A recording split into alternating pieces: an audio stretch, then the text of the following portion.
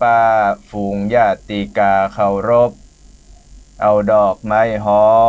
มโทบเตียนวางนบใส่บนคันอั้นใบงาม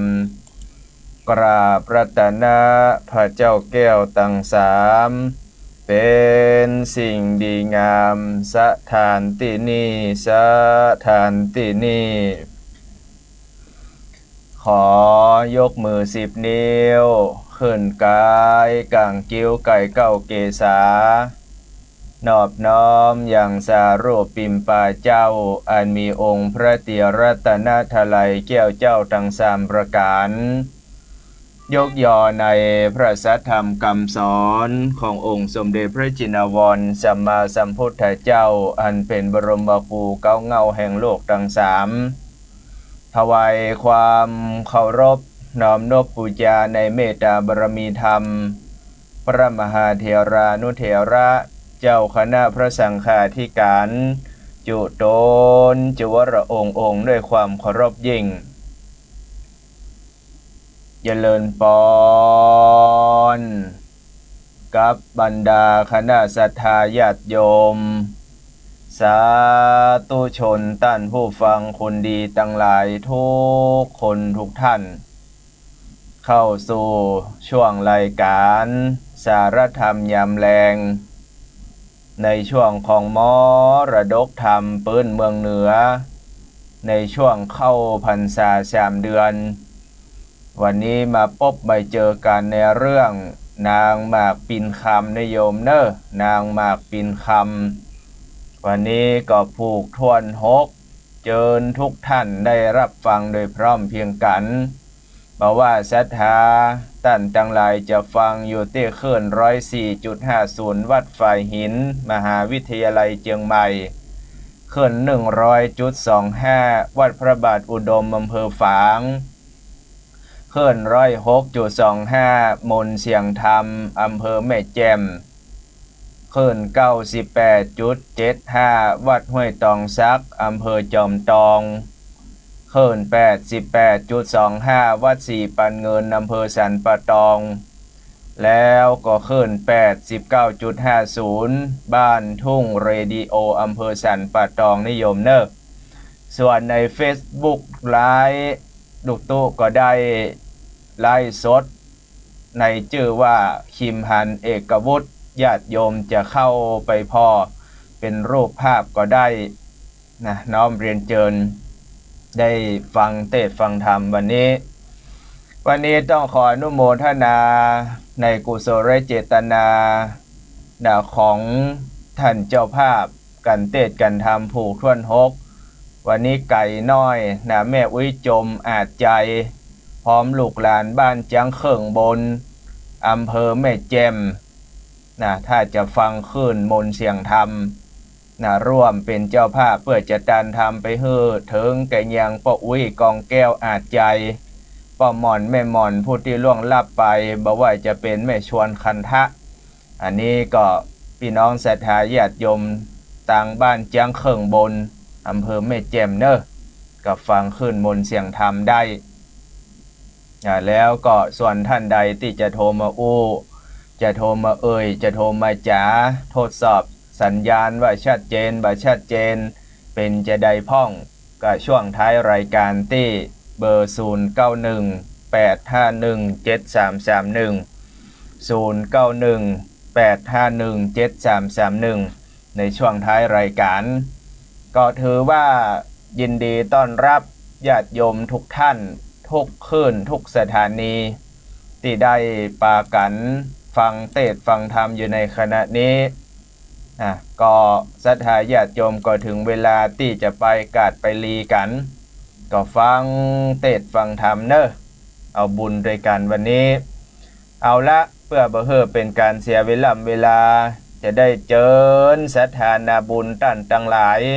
จะได้ฟังต่อว่าบัดเดี๋ยวเนี้ยเจ้ากุมารจะได้เมียกับบ่ได้เมียจะได้พระมเหสีก็จะได้ขึ้นต้นหมากปิ่นคำก็จะเป็นจะได้ก็ฟังกันเนอะ นะโม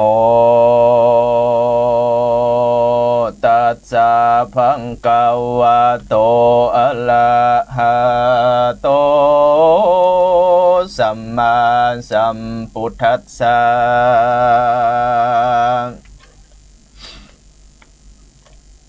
เตอโนกะเมนาวนาเนขันตาเตสาตัมโวฟังโนลาสัพโปลิสะทั้งหลายตั้งยิ่งใจโม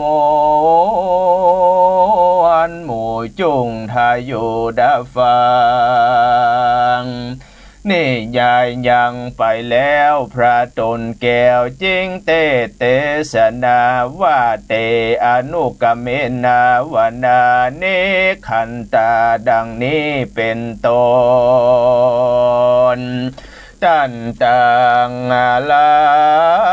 ส่วนว่าตนทะลงสินไซ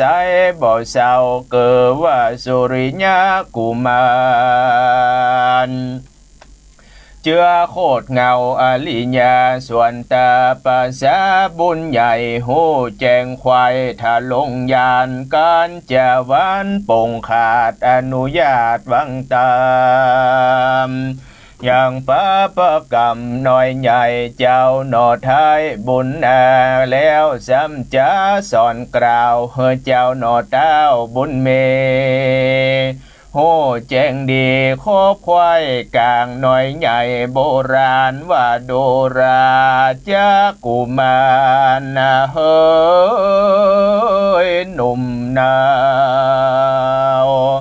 การว่าเจ้าบุญมีจากดงรีเถื่อนทองไปลอดห้องห่อคำบุญจักนำน้องนาวได้เป็นเต้าห่อใจเกยานีไก่ลีดก้าวกองทำเก่าเดิมอ่อนว่าเป็นพระพุทธรยดยาวนั่งเต้นเต้าภาพเวียงใจมีใจตั้งมันเกิดสอดดันตั้งเดเวนลานี้จากบาปคนกายาปลาคนตันหามักใหญ่อย่าเฮินใดเตรียมเข่งจุ่งแปงเป่งนักปราชญ์ผู้ฉลาดจบทองโหยังกองแบบเบาจาริตเก่าเดิมมาโหนาโหโลกโหวิโมกตั้งธรรมจะไข่กรรมตันต่ออย่าหลอกล่อลายหอนเหยียวรีปนไพร่หน่อยจะกล่าวถอยเตียนควันว่าจะปันหือควายกันจักใส่ตามธรรมเกิดว่าหากเป็นกรรมลาปลีจะกล่าวจีตามหมายคนตั้งหลายหนุ่มเทาอันอยู่เฝ้าอาสาเกิดว่าปุโรหิตอามาตังนักปราชญ์อาจารย์เสนาหารเฮาหาดกันว่าเจ้าห่อจานจากลังวันตกต่อตามกาลรอดไม่มาจุงเฮดาตกแต่งตามฐานะแห่งเข้ามาแล้วเยินปั่นเสียงควายอย่าเว้นไว้คนใดบทต่อไปนั้นสายจักใส่ตามธรรมแม้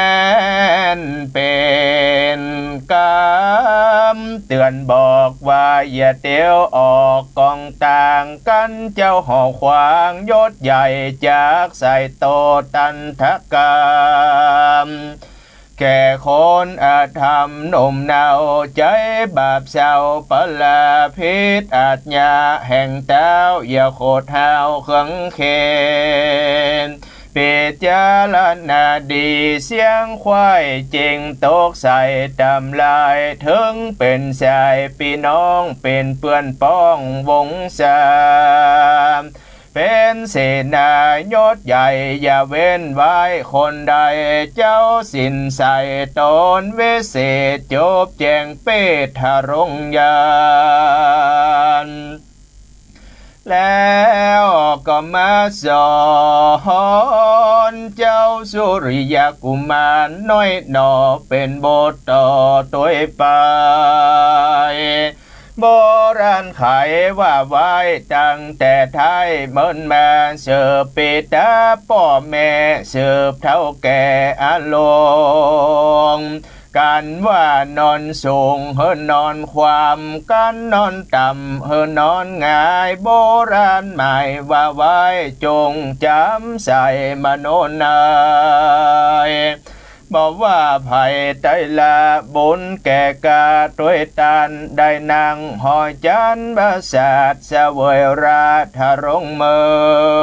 องเดจะเหลืองหน่อยหยดยาวเรือเป็นลูกเต้าลานพญาเป็นเสนาอำมาตย์ยศศักดิ์อาจหลวงลา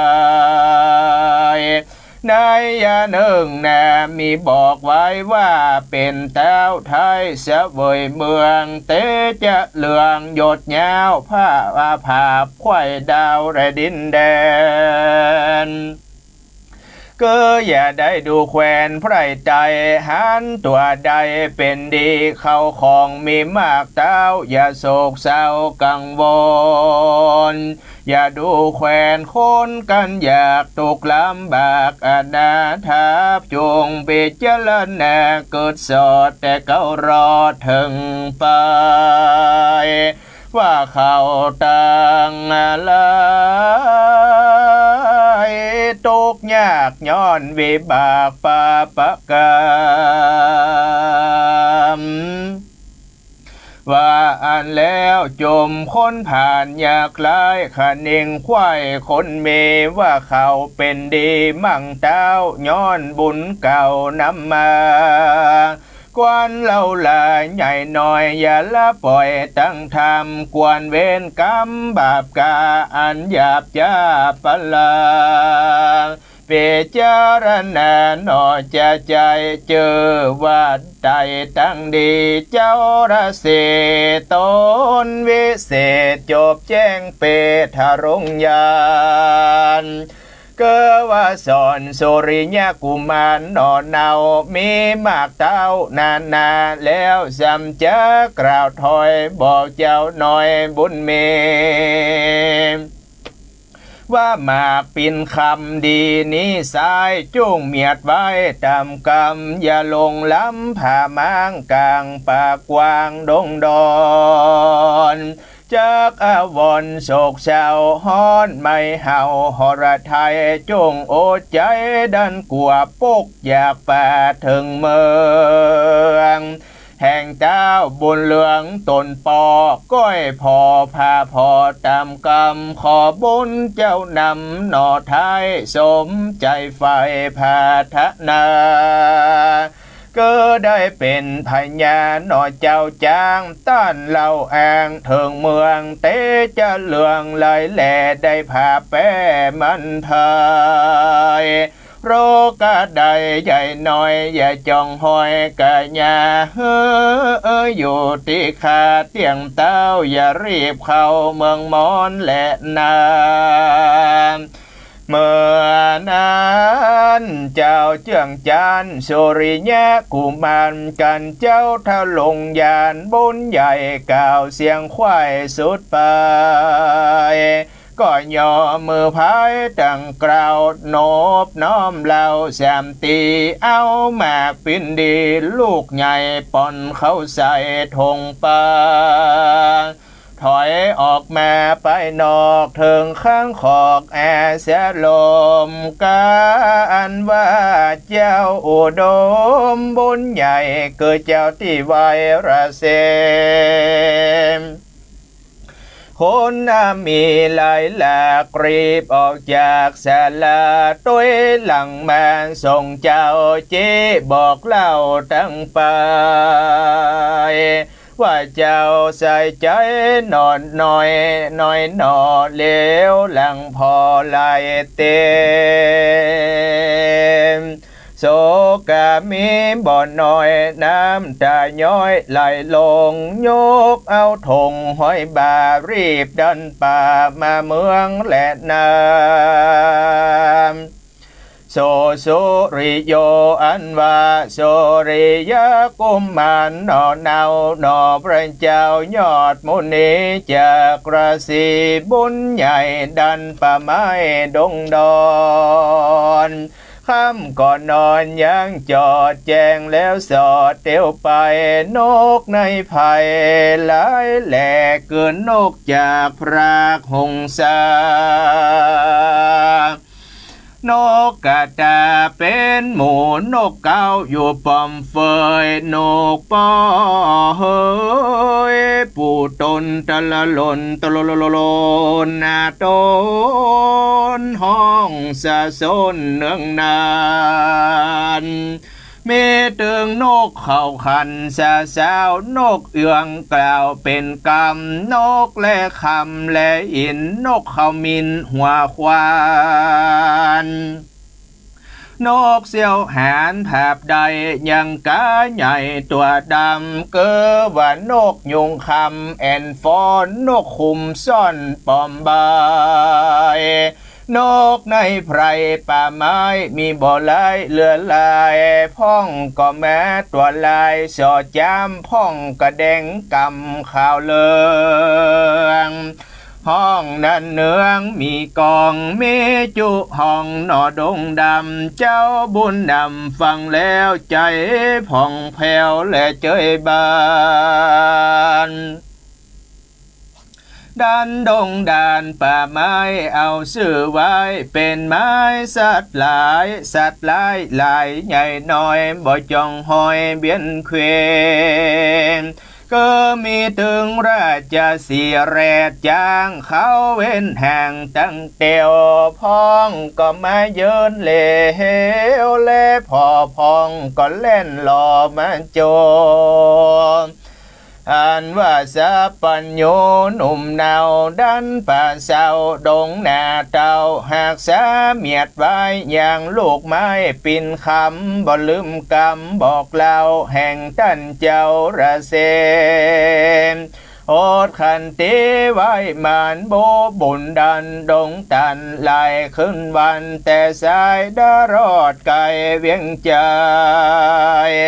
แห่งใส่ใจพ่อแม่นับอ่านแต่วันเดียวก็จักเตียวไปลอดถึงห้องยอดปุเร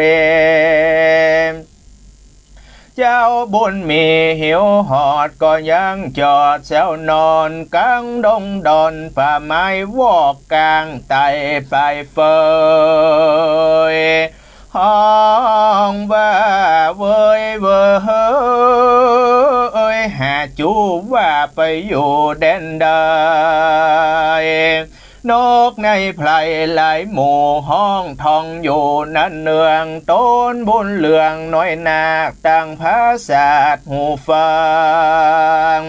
ล้างพ่องก็ดังเป่งปล่อยเป็นดังถอยกำคนดังสะสนสะสู่ดังคนโอจากกันว่าเจ้าจอมขวัญโยดยาวแห่งลูกเต้าห่อใจเอาหมากปิ่นคำใส่หน่วยใหญ่ปอนเข้าใส่ธงปาแล้วเตียวมาหน่อยจะใจย้อนมากไฟใจวางย้อนใดยังนั่งแก้วงามเลือดแล้วนำนามถ้าภาษาผู้เฒ่าหากบอกเล่าใครปันว่าเป็นสาวสวรรค์แสงสวยอยู่ในหน่วยปิ่นคำก็ว่าโซนั้นนะอย่ารีบกำผ่ามางกลางปากกว้างดงดอนถึงหนักก่อนต้นป้อกอยพาพอไปนายนอหอยใจหนุ่มเนาบอกหูเก้าอุบายเป็นแมกปินได้แต่สายเหตุเจ้าที่ไวระเซ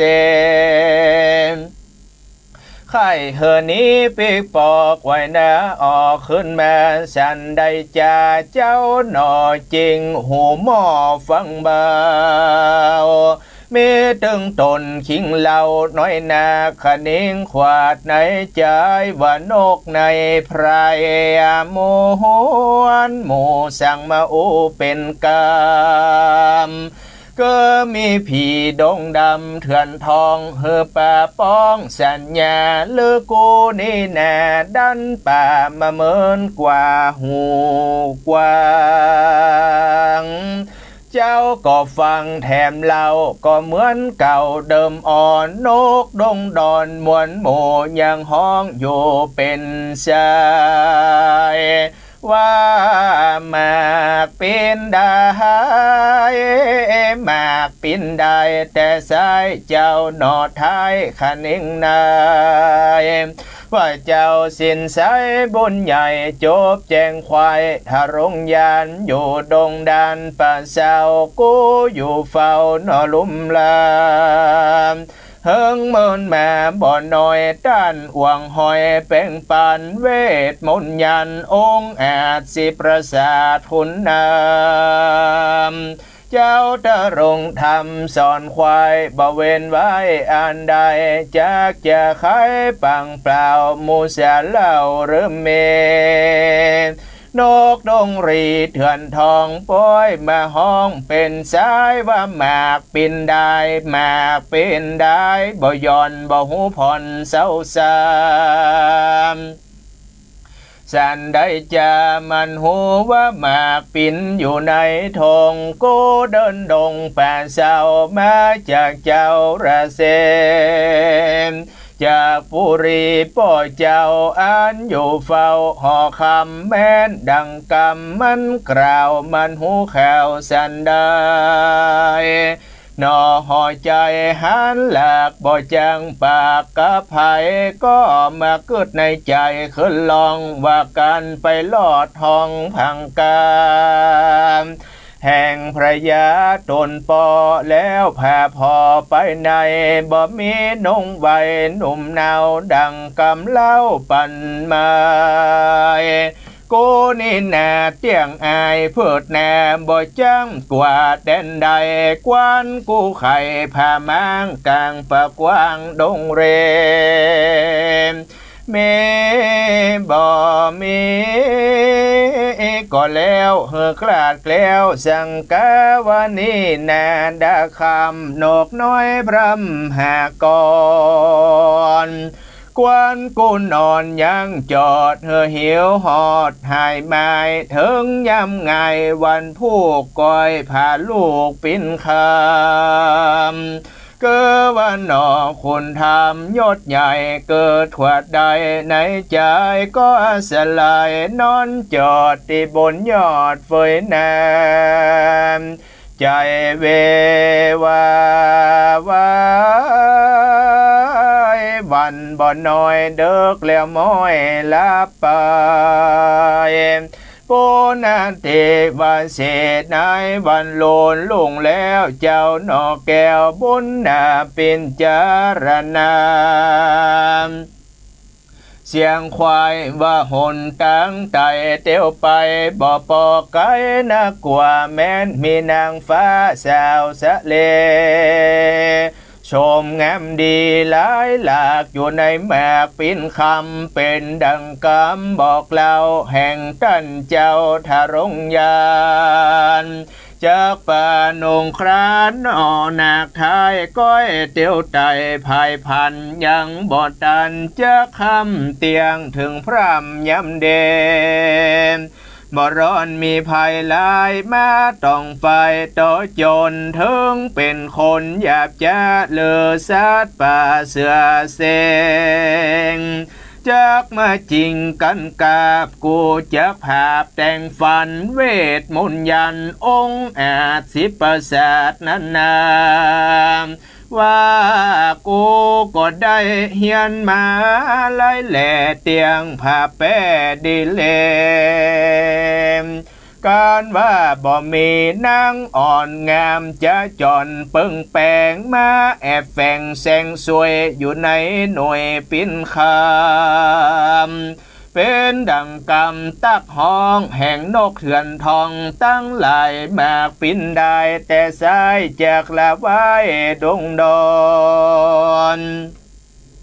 จากเดินจนไปหลอดที่ห้องยอดพังกาบ่ใครจะกล่าวโอ้เฮ้อแก่ผู้และคนใดก็ว่าหนอห่อใจน้อยนาไข่หือขาดสังกามีนำนาหลายหลากก็จุกมากปินคำลงวังจำส่องนาเอาดาบกาสาลีกันใจต่อยลงไปบ่จะมากแตกอาบัดเดียวและนาตาทานันตะลังกาอันว่ามากปินคำแตกอาก็มีนางนอลาโสภาโพดออกมาแต่สายคืนใหญ่ได้เร็วไววันอาศัยจะจอนเนื้อเกียงอ่อนเปิงเปล่าใหญ่เต้าสาวลุ่มไตอายุนางว่าได้16 ปีสมงามดียอดแย้มส่องไฟแก้มเพียบผิวคำแล้วใครกำตันเล่าว่าสันได้เจ้าบุญนาบอกคุณนาตัวข้าป่าดันป่าถึงเมืองเรือยินเครื่องนักน้องบ่หักน้องปินคำจากวังตำผามังกังปากวางดงเรว่าจากนี้ตัวขาลาดดันป่าเมืองการว่าเจ้าบุญเลืองยศใหญ่บ่มักไฟปิญาบอกวนป่าขาน้องดันเถื่อนทองมาไก่กวนตาใจนอระไว้กับเจ้าที่ไว้ละเซนข้าจากหนีปอกเต้าเขินที่เก่าไปล้างบ่หูยังตั้งใจจะปอกได้สันได้ก็ว่าหนอหอยใจเป็นเจ้าหันสาวหนุ่มเทาโสภาปรากฏมาต่อหน้างามเงื่อนฟ้าสาวสวรรค์หน้าตามันเจินจอยไข่กล่าวถอยบอนโหนอมบุญโจสลังสติปังเวมว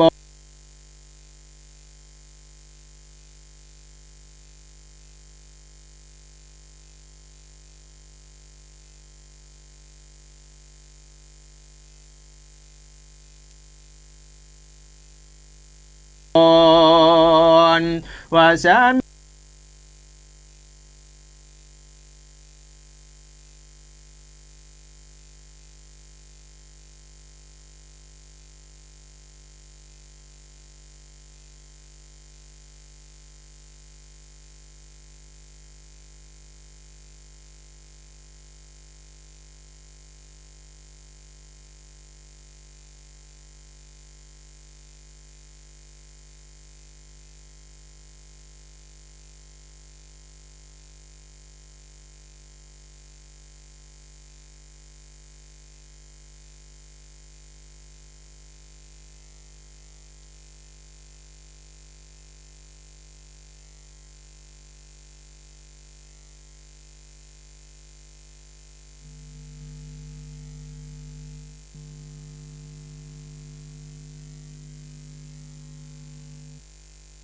บอกอุบายเป็นแก่นในสาวสวรรค์ไปแป้งปาถอยกับใจถอยเตียวดินจริงอาจินเกิดเล่าจะปอกเต้าขึ้นไปและน้ำก็ว่าน้องนั้นน่าจะไปอยู่ดงไพรป่าไม้กับเจ้าที่ใบละ4 ปีก็ยินดีส่งน้องไปลอดห้องอาสะลมเจ้าโอดมยอดซอยก็ดันถอยใครจะฮือสรีกัญญาหล่อเบาโหแต่ก้าวเถิงไปด้วยปริยายตนที่บ่มีที่สงสัยเกิดว่าสรีนงไว้งามอาจเลือนางหน้าปินคำ ก็ไข่กรรมตันต่อซึ่งเจ้าหนอบุญภายมีมากหลายบ่อน้อยสองตอบถอยจากกันมีใจมันจมเจินหัวอกเตือนยินดีกลางดงรีป่าไม้บ่เกิดควายอันใดถาดนั้นไปนาเจ้าหนอลาสุริยกุมารก็ปาสลีนงกันนอนนาวดันป่าเศร้าดงตันเพื่อภายพันไปสู่ยังที่อยู่เวียงใจและนาพิกเวดุราภิกขุตังลา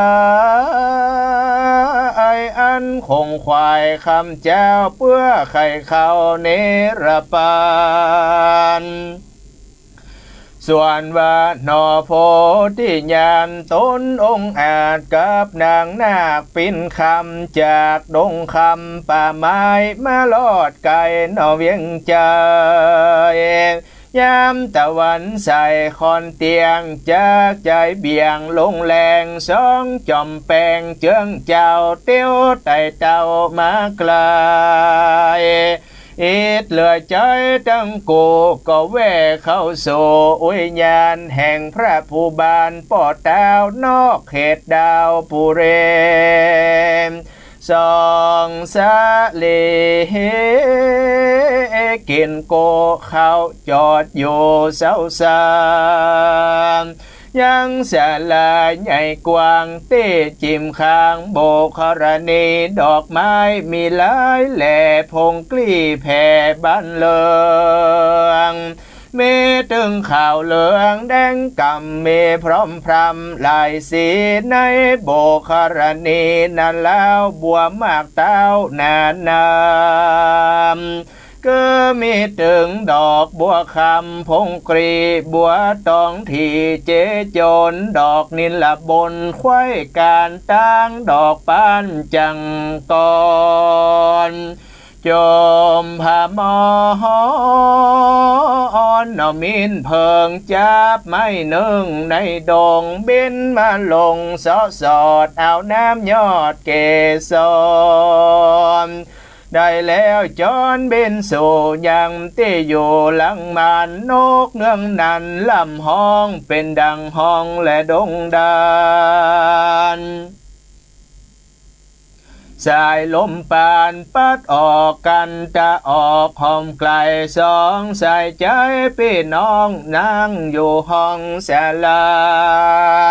เดี๋ยวตั้งมาเมื่อยละก็หายกว่าเบาบางเจ้าบุญขวางหน่อน้อยก็กล่าวถอยไข่กามซึ่งนางแม่ปินคำหน่อหนาวว่าจะลีดเก่าธรรมดาก็สืบสายมาบอกขาดโอรสราชปุเรได้เทวีร่วมห้องมาจากต้องแดนไกลลอดเพียงใจนอไปนอกเธอไปบอกตุนเสมยังส่องขาพ่อแม่เหือหูแน่อาการกันส่องผู้บานเจือนยาวก็จะเปล่าโยตางน้ำกันยาลาไอแหล่ออกมาแห่เอานางเข้าดงขวางเตะต้องขึ้นสู่ห้องห่อใจขอใส่ใจน้องปีจุ้งอยู่นี่บัดเดียวพี่จะเกลียวไว้ว่องขึ้นสู่ห้องปุรีไขว่าตีตันกล่าวเฮือสองเต้าห่อคำยาดำกำแบบเบารอยเลีดเก่าเดิมมากันบ่จะบอกก่อนป่านั่งอ่อนใส่เจอ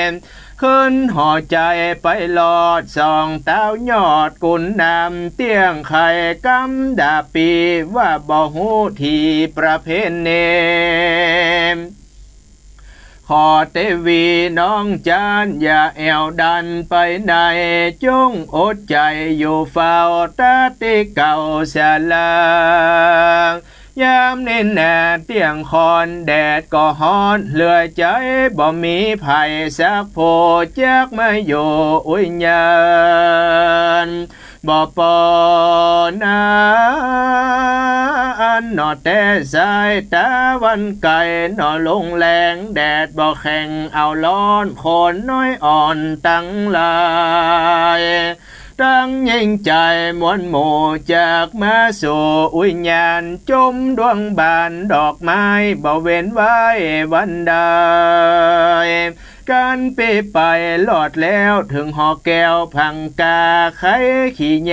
บอกกล่าวสองเต้าจอมควานจากเลี้ยวปั่นปีกปอกไหวหน้าออกขึ้นมาการวันหนอพุทธาก่าวแล้วก็กลาดแก้วไปปานเล่พายพันไว้ว่องขึ้นสู่ห้องเวียงใจเปื่อยเจอไปน้อมไหวย่างปอดไทยผู้เมกับเตวีแม่เต้าหูข่าวตามมีก็มีหันและนา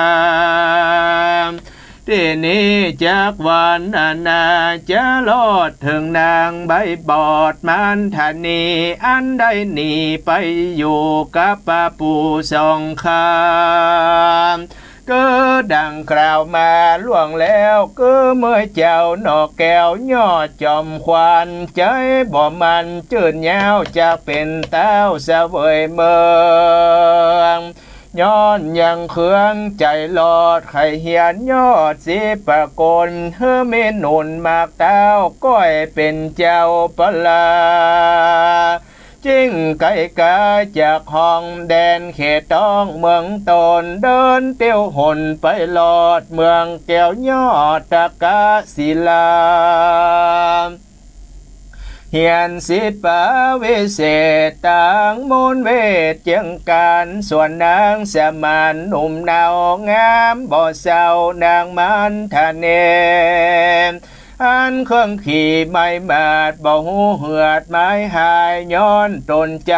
น้อยหนอบัตันต่อปิญาเพื่อเจรณาคำเจ้าก็หูเก้าอุบายก็มีวันนั้นแหละนาเนเทตาอังขีญาสังวันนาวิเศษจะห้องเหตุยังพระธรรมเทศนาแม่ปิ่นคำผูกทวนหกบาทนี้น้ำไม่เมแม่อุ้ยโจมอาจใจบันจังครึ่งแม่ลิมเป็นเจ้าภาพนิทิตังก็บังกมมาสมเลสเดชหันธรรมยังสาตุกลังกโรมาเสสาธุสาธุสาธุพระธรรมเทศนาติมหามูลศรัทธาญาติโยมสาธุชนท่านผู้ฟังคนดีทั้งหลายทุกคนทุกท่านได้สดับรับฟังจบลงไปนั้นก็เป็นในเรื่องของนางหมากปิ่นคำผูกทวนหกก็ยังบรรจบเตื้อศรัทธาญาติโยมก็ฟังกันไปทุกๆวันตั้งแต่จันทร์ถึงศุกร์ในช่วงมรดกธรรมกำเมืองฟังกันแต่จากที่อื่นที่ไกลในภาคเหนือเฮารวมจนถึงทั่วประเทศทั่วโลกก็ฟังได้อนุโมทนาบุญในกุศลเจตนาของแม่อุ้ยจมอาจใจพร้อมลูกหลานบ้านจังเขิงบนอำเภอแม่แจ่มร่วมเป็นเจ้าภาพกันเทศน์กันธรรมเพื่ออุทิศบุญไปหาป้าอุ้ยกองแก้วอาจใจป้าหม่อนแม่หม่อนรวมจนถึงป้าชวนขันทะได้มาปตานุโมทนาในกุศลเจตนา ตีศรัทธาญาติโยมได้ปากันเฮือตานในคราวครั้งนี้ยินดีต้อนรับญาติโยมในช่วงท้ายรายการนี้ยินดีต้อนรับทุกท่านบอกว่าจะอยู่ที่ใกล้ที่ไกลรับฟังจากคลื่นในตังใดก็ยินดีต้อนรับทุกคนทุกท่านได้ฟังธรรมในรายการสารธรรมยามแรงศรัทธาญาติโยมสาธุชนคนดีทั้งหลายทุกคนทุกท่านก็ประกาศข่าวสารงานบุญในการเข้าสู่ประเพณีเดือน12เป็งของล้านนาเฮาก็เริ่มต้นตั้งแต่วันที่7กันยาเป็นต้นไปดังนั้นต่างคณะสงฆ์อำเภอดอยสะเก็ดจังหวัดเชียงใหม่คณะสงฆ์อำเภอเวียงป่าเป้าจังหวัดเชียงรายในวันที่14กันยายน2564จะได้ปากันกินใหญ่ตันหลวงญาติโยมตานขันเข้าขันน้ำไปหาพระภูมิเจ้าตี้เทวบุตรเทวดาดวงวิญญาณปู่ย่าตายายผีตั้งหลายนานาต่างๆถนนเชียงใหม่เชียงรายที่วัดพระธาตุเจ้าสีสองเมืองศรัทธาญาติโยมหรือว่าพระสีสองเมืองนั่นก็คือดอยนางแก้วทุกท่านอาจจะฮู้จักว่าดอยนางแก้วดังนั้นศรัทธาญาติโยมก็ปากันไปตานธรรมจะตานสังจะตานขันเข้าปูจาธรรมเปตตาพีมาลัยโพธโลกตานไปหาตัวเจ้าพระสงฆ์องค์เนนตังสถานีวิทยุโดยคณะสงฆ์ก็จะไปช่วยกันเทศแล้วก็จักตานไปหาอย่างพระเดชพระคุณพระสุนทรปริยัติวิกรมอดีตเจ้าคณะอำเภอเวียงป่าเป้าและตานไปหา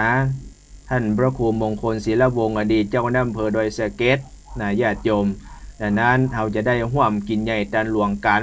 ในวันที่14กันยายนตั้งแต่9 โมงเช้าจนถึง4 โมงแรงใครมีโอกาสไปลูกตู้ก็ไปปากันไปร่วมบุญจวนศรัทธาญาติโยมไปร่วมบุญตัวยอันนี้เป็นข่าวสารงานบุญที่เราจะได้สร้างบุญ2 แผ่นดินศรัทธาญาติโยมตึงเชียงใหม่เวียงป่าเป้ามาเปาะมาหอมกันที่ดอยนางแก้วไผว่างก็ไปเอาละในส่วนของเนื้อหาสาระธรรมที่จะเล่าให้ศรัทธาญาติโยมฟังนั้นก็คือว่าย้อนความไปเห็นน้อยหนึ่งในผูกทวน5ก็คือว่าตอนนี้นางหมากปีนคำเขาก็จะฮู้แล้วว่าทำเรื่องตีตุเจ้าเตดเนี่ยอย่างต้องชื่อว่าหมากปีนคำวันนี้เขาก็จะได้เฉลยสารมันกับอกกับใจมาเป็น5ติดแล้ววันนี้คือมันแจ้งเป่งใส่ไว้เหตุกรรมว่าอย่างต้องชื่อว่าหมากปีนคำหมากปีนถ้าเป็นคนไทยก็จะฮู้จักกันในเปิ้นฮ้องว่าหน่วยบะตูมศรัทธาญาติโยมหน่วยบะตูมคนเมืองเฮาก็ฮ้องว่าเป็นหมากปีนบะปีนนั่นก็พอดีว่าเจ้าสุริยะกุมารก็เดินทางออกจากบ้านจากเมืองมาก็เมินนานหลายปีได้14 ปีก็เกิดว่าเฮาก็ไปห้ำไปเฮียนวิชาอาคมแต่ละที่แต่ละต่างมาเฮาก็จบหมดอาจารย์ที่แสปะโมกก็บ่มีอย่างที่จะสอนเฮาก็เดินทางกราบลาอาจารย์แล้วก็เดินทางไปเสาะหาอาจารย์แห่มใหม่เมื่อไปเสาะหาอาจารย์แห่มใหม่ก็ไปพบไปเจอใส่ป้อฤาษีตนเนี้ยศรัทธาญาติโยมก็สอนวิชาอาคมอย่างฮือหมดอยู่ด้วยกัน2 ปีเฮียนจนหมดปุ่มหมดไส้บ่มีอย่างที่จะสอนละก็พอดีว่าเจ้าคนเนี้ยก็คือเจ้าสุริยะกุมารก็เกิดเขาอยู่นี่ไปวิชาอาคมต่างๆเขาก็เสี่ยงสลอหมดทุกสิ่งทุกอย่างแล้วเฮาก็อยากที่จะปิกบ้านปิกเมืองไปหาอีพ่ออีแม่เหียกรรมแต่ก่อนจะปิกบ้านปิกเมืองเฮาอย่างมามีใจใครได้พระมเหสีใครได้เมียนางสาวบนฝักฟ้าบนสวรรค์อันงามใส่อองตองเป่งยั่วศรัทธาญาติโยมใครได้อย่างอันสกรรมรอคนมนุษย์นี่เฮาบ่ใครได้ล่อก็ว่าอย่างอันก็ป้อฤาษีหูด้วยยานทิพย์ตัวเก่าว่าเอาอีกสู่อยากได้มันก่อนเจ้าสุริยะกุมารเก้าจ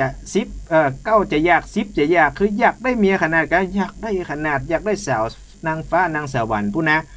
เอาอีกวันเนี้ยเฮือสู่เดินทางเข้าไปในป่าจะมีต้นหมากปีนคำเนี่ย1 ต้นคือขึ้นไปเลยขึ้นไปบนว่าไปเลือกเอาอยากได้แก่นใดแล้วเลือกถูกๆนะ สู่มีสิทธิ์บิดแล้วบิดเลยจะมีนางฟ้านางสวรรค์งามขนาดเพิ่นฮ้องว่าเป็นโอปปาติกากำเนิดคือหยังก็คือว่ามีพ่อมีแม่โจโลกมาก็อยู่ในห้านะถ้าโบกกรรมก็ใหญ่เลยอายุ14ปี16ปีเลยนะศรัทธาญาติโยมเจ้าสุริยกุมารก็ขึ้นแล้วหรอถ้าเป็นพระเจ้าก็เก็ดมั่มเห็นสบงขึ้นต้นไม้ละ ขึ้นต้นไม้ไปละแล้วมันจะมีหน่วยเดียวเนาะหลุมโลหลุมโลดนักใบนักบอดเลือกแกนนี้กำใจแกนนั้นกำใจพอดีว่าแกนนี้อย่างมาแปลกเหลือเปื่อนมันใหญ่เหลือเปื่อนเว้ยแล้วมันก็เป่งเนาะมันผิวมันใสเหมือนคำบะล่างแกนเนี่ยก็เลยเด็ดมาบิดใส่ถุงแล้วก็ฝังลงต้นไปให้พ่อฤาษีบอกว่ามาปีนคำนี่นะเก็บใส่ในถุงดีๆไปแกะไปตุบไปโบะปุ่นเนอที่บ้านที่เมืองสูปุ่นนะไม่ใช่ว่ามาโบะเหี้ยคักลากนี่บ่ใจเพราะถึงบ้านเมื่อใดก้อยโบะพอก็กราบพ่อฤาษีก็สั่งก็สอนบุญญาบารมีท่านมาถึงละก็ปิกบ้านปิกเมืองไปเป็นพ่อพญาเจ้าเมืองเตอะพระมเหสีก็มีแล้วหรอหล่นมากอดกัน3 กำให้จะพระกึดเติงหาพ่อฤาษีเคยเลี้ยงดูกันเนาะศรัทธาญาติโยมก็จากกันไปก็เดินทางเข้าไปในป่าละตอนนี้นะเพื่อที่จะปิกบ้านปิกเมืองในธรรมเปื่อนบรรณาม่วนเนาะศรัทธาญาติโยมมีนกสะปะเดินเข้าไปมีนกหลายอย่างหลายสิ่งหลายอันในธรรมเปื่อนว่ามีตึงนกกระตาเป็นหมู่นกเก้าอยู่ปอมเฟยนกป่อเหยนกปู่ต้นนี่มีตึงนกเขาว่านกเอื้องนกแลคำนกเข้ามิ้นหัวขวัญมีนกสะปะสะเป็ดมีนกยุงคำเอ็นฟอนเนี่ยเจ้าสุริยกุมารชื่นหัวใจเบิกบานหัวใจแล้วหรอเมียก็จะได้วิชาอาคมก็มีเตียวไปตัวยิ้มไปตัวเตียวสุดตังเขี้ยวปอแห้งศรัทธาญาติโยมเจ้าสุริยกุมารเขี้ยวปอแห้งยิ้มเสียกำนั้นได้ยินเสียงนกนกแตะนกว่าแล้วนกอันยังมาเป็นคนมันเสียงจะได้อย่างมาจะมันจะได้ศรัทธาญาติโยมมากปีนคำปอมมากปีนคำปอมมากปีนคำปอมมากปีนคำปอมเอาล่ะเนี่ยใจเจ้าสุริยกุมารควายเขวล่ะศรัทธาญาติโยมพ่อฤาษีอยากให้เฮาปิกเหียก้าถ้าจะก้าให้เฮาเนาะถ้าจะลำคาญเฮาเสี่ยงตีก้านะศรัทธาญาติโยมถ้าจะลำคาญเฮาเสี่ยงตีบัดเดียวนี่ไล่เฮาปิกแน่นอนก็อันนกเฮาหูฟาดบ่ใจก้าก็มันก็ยังว่านกมากปีนคำปอมมากปีนคำปอมเฮาก็บอกหมอกเฮาจะโบกพอตังในเนี่ยกำรอว่าศรัทธาญาติโยมกึดกำได้พ่อฤาษีว่าจะได้ก็ห้ามโบกแล้วมันก็มากึดในใจนะสุริยกุมารก็ถ้าเฮาบ่โบกพอแล้วเฮาเอาหมากปีนคำไปโบกซื่อหน้าป้อพญาเจ้าเมืองซื่อหน้าป้อเฮาแล้วเกิดว่ามันเป็นปอมอย่างนกนี้นกนี้ว่าเราจะเนี่ยจะได้หน้าแตกหมดอะกะนะก็ศรัทธาญาติโยมแล้วเนี่ยจะได้ดีบัดเดียวนี่นะอดใจบ่ได้เดี๋ยวก่อนเฮาขอรับเนี่ยสักตื่นก่อนก็สะดุ้งตื่นมาก็นกนิ่มก็ห้องมากปีนคำปอมมากปีนคำปอมมันปอมเอาล่ะอดบ่ได้เปียดับสลีกันใจจากออกมาฟาดปอดโตเลื่อมมากตอกพออันอย่างมัน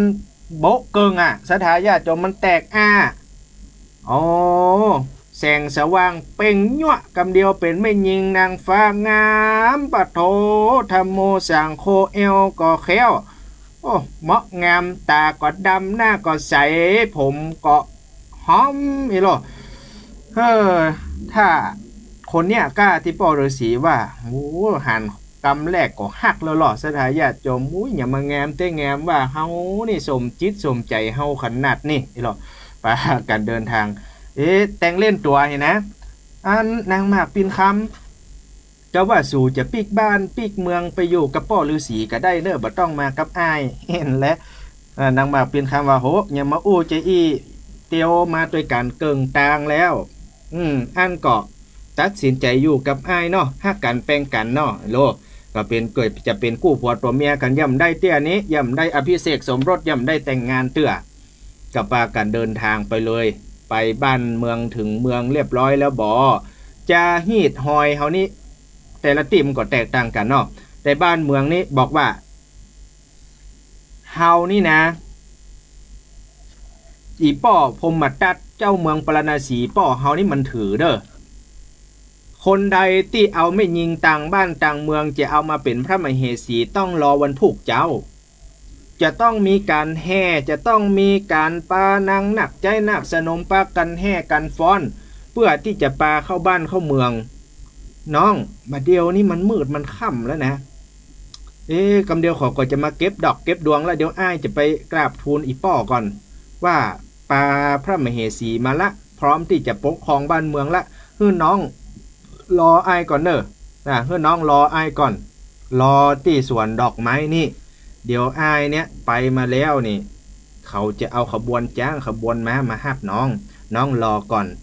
อีนางมันทนีน่ะสถาญาติโยมมันฮักเมาเจ้าสุริยะกุมารตั้งแต่ออกบ้านออกเมืองแล้วเนาะโอ้มันก็ถ้าบอกหูแต่ว่าเจ้าสุริยะกุมารนะได้เดินทางจะปีกบ้านปีกเมืองมาถึงเมืองแล้วบอกว่าเรื่องราวจะเป็นจะใดต่อไปนะสถาญาติโยมเจิญรับชมรับฟังนะโดยพร้อมเพียงกันปั้วเนอวันศุกร์หน้ามาฟังกันแหมรอบว่าอินนางมันทนีมันจะโคตรจะแค้นหรือว่าจะเป็นจะเอาถึง2 คนอันนี้กับหัวใครอยากหูต้องมาฟัง ต้องมาฟังใหม่วันศุกร์หน้าอนุโมทนาบุญเนอกับญาติโยมได้ฟังกันวันนี้เอาละก็ยังเหลือเวลาวันนี้เหลือเวลานักน้อยเฮือญาติโยมได้โทรมาอู้มาจ๋าได้โทรมาตักมาตวายกันใครมีอย่างจะอู้จะจาก็ที่เบอร์0918517331